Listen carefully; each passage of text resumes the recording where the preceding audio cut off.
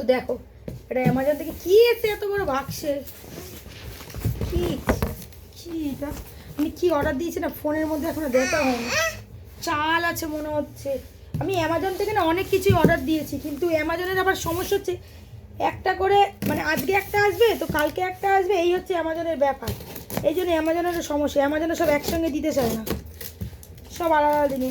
ভগবান জানে কীভাবে প্যাকিং করেছে, খুলবো কোন দিকে সেটাই তো বুঝতে পারছি না।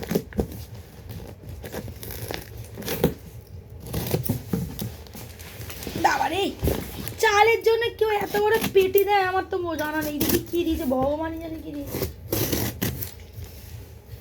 খুলতে তো পারছি না, কী করে প্যাকিং করেছে আমি সেটাই বুঝতে পারছি না।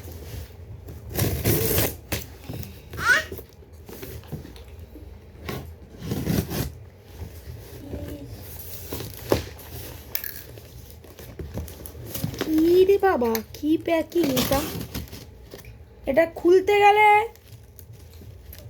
আবার একটা লোক লাগবে। মা গো, এত ভালো করে কেউ চালও পাঠায় আমার জানা ছিল না, কেউ চাল পাঠায় এত ভদ্রভাবে। ওই কম্পিউটারে যেরকম বাক্স সেরকম বাক্স দিয়েছে। এই যে দেখছো, এই যে এক প্যাকেট চালের জন্য এত বড় বাক্স। অ্যামাজন সত্যিই বিশাল একটা বড় ব্র্যান্ড, প্যাকিং দেখে সেটা মনে হয়।